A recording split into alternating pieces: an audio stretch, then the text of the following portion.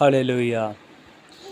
आइए आज के वचन को, सुंदर वचन को शुरू करते हैं यीशु मसीह के नाम से।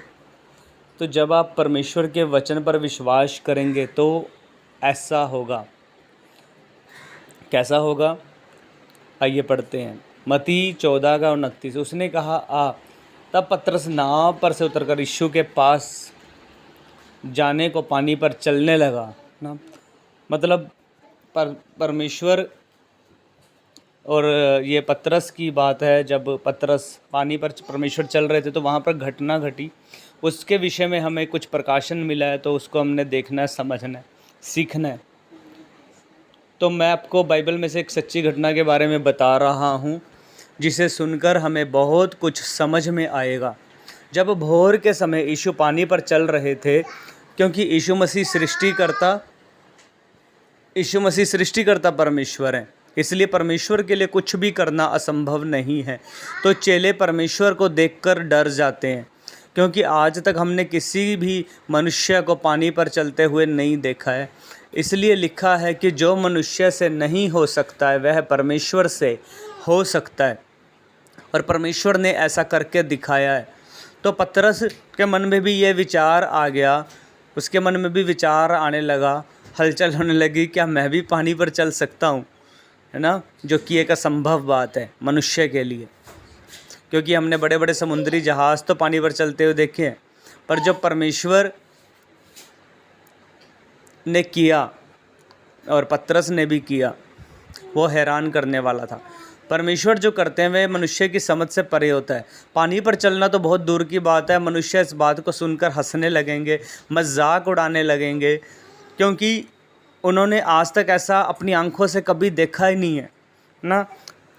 परंतु बाइबल में लिखा है कि पतरस को जब परमेश्वर की आवाज़ सुनाई देती है, जब परमेश्वर ने कहा पतरस को कि ठीक है तू आ मेरे पास आ, तो पतरस जब परमेश्वर का शब्द सुनता है, जब पतरस को परमेश्वर का वचन सुनाई देता है, तो उसने अपना कदम समुद्र के पानी पर, बाइबल में लिखा वो समुद्र के पानी पर अपना कदम रखता है। विश्वास के द्वारा अपना पहला कदम समुद्र के पानी पर वो रख देता है। फिर वह देखता है कि पानी पर वो चल रहा है, चलने लगा है। ये सब विश्वास के द्वारा पतरस कर रहा था। जब तक उसे परमेश्वर के वचन पर विश्वास था कि हाँ परमेश्वर ने बोला है मैं पानी पर चल सकता हूँ, ये समुद्र मुझे डुबा नहीं सकता, ये नदियाँ मुझे डुबा नहीं सकती, ये आग मुझे जला नहीं सकती। जो बातें हमने नहीं देखी परमेश्वर ने कहा वो मैंने अपने लोगों के लिए रखा है, और वो परमेश्वर ने हमारे लिए किया भी है। आमीन।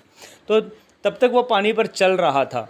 मत्ती 14:31 में लिखा है, यीशु ने तुरंत फिर अपना हाथ बढ़ाया, उसे थाम लिया, और जब पतरस डूबने लगा ना तो परमेश्वर ने उसको बचा लिया और उससे कहा, हे अल्पविश्वासी तूने क्यों संदेह किया।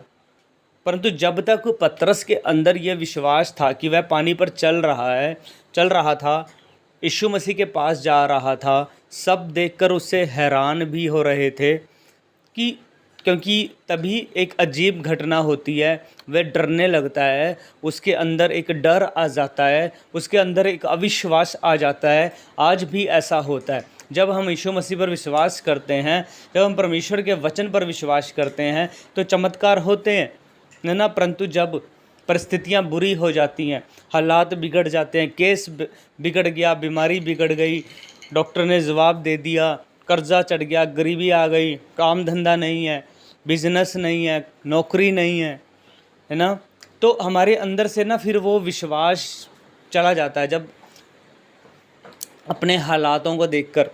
तो कई बार ऐसा होता है, मनुष्य के साथ ऐसा होता है। फिर प्रतिदिन शैतान हमें तंग करता है, वो हमारे अंदर और ज़्यादा डर को, संदेह को, घबराहट को, शंका को, चिंताओं को, अविश्वास को लेकर आता है। और ये चिंताएं, ये डर, ये शंका, संदेह, है ना, हमारे जीवन में जब आता है, शैतान की ओर से होता है ये चिंताएं, डर, घबराहट, तो फिर हम वो चीज़ें नहीं देख सकते जो खुदा ने रखी हैं, जो परमेश्वर करना चाहता है हमारी लाइफ में। हम अपनी हीलिंग को, छुटकारे को, चमत्कार को नहीं ले सकते। तो फिर हम भी क्या होता है, पतरस की तरह डूबने लग जाते हैं, है ना। तो पतरस की तरह जब डूबने लग जाते हैं, फिर विश्वास का आत्मा हमारे जीवन में काम नहीं करता है, अगर हमारे अंदर विश्वास नहीं है, फिर भी परमेश्वर यीशु मसीह ने पतरस को, जब वह डूब रहा था तो भी फिर उस पर दया हुई, और जब वो डूब रहा था परमेश्वर ने उसे बचा लिया और उसको पानी में मरने नहीं दिया, उसे डूबने नहीं दिया।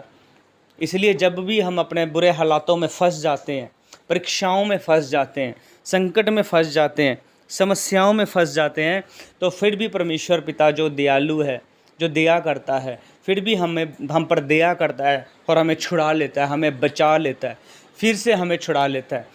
इसलिए आपको इस घटना से ये समझ में आ गया होगा कि अब हमें विश्वास के वचन पर कितना विश्वास करने की ज़रूरत है। जब आप परमेश्वर के वचन पर अपना पूरा कॉन्फिडेंस करेंगे, पूरा विश्वास करेंगे, संदेह नहीं आएगा, क्योंकि संदेह करने वालों को कुछ, बाइबल कहता है, कुछ मिलने वाला नहीं है। परमेश्वर से उन्हें कुछ मिलता नहीं है। तो जहाँ पर संदेह है, जहाँ पर अविश्वास है, शक है, वहाँ पर विश्वास नहीं है, क्योंकि वहाँ पर तो अविश्वास है, और अविश्वास विश्वास का अपोजिट है। परंतु जहाँ पर विश्वास है न, जहाँ पर विश्वास है, विश्वास की परिभाषा आप जानते हैं, विश्वास का आत्मा, परमेश्वर का आत्मा कार्य कर रहा है, तो फिर असंभव बातें हमारे लाइफ में संभव होने लग जाएंगी। ये उस विश्वास की आत्मा की निशानी होगी। आमीन।